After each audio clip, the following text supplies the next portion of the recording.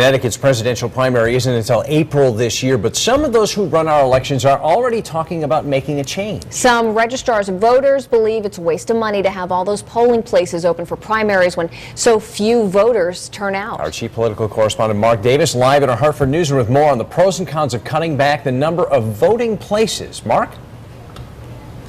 Hi, Darren and Sonia. Good evening, everyone from the Hartford newsroom. You know, every community in Connecticut is looking for ways to save money, and for some of the smaller towns, this could be a way to do it.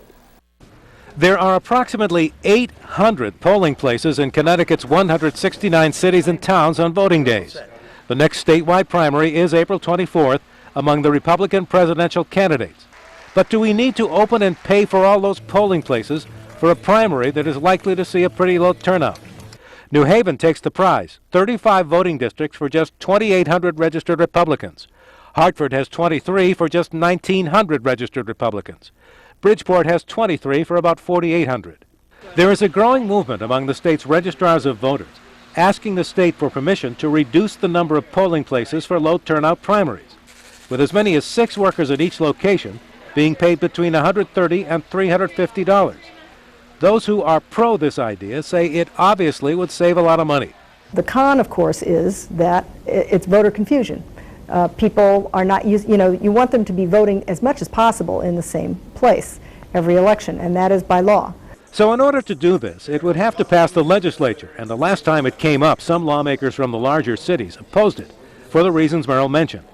Peter Gostin is the Republican registrar in New Britain, where there are 17 voting districts and just 3,100 Republicans.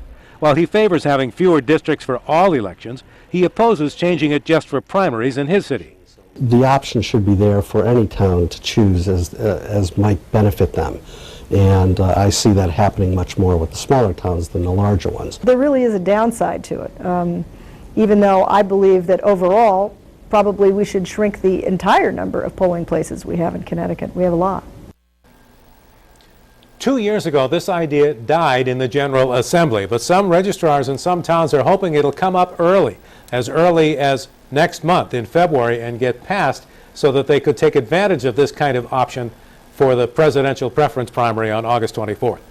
Live from the Hartford newsroom, Mark Davis, News 8.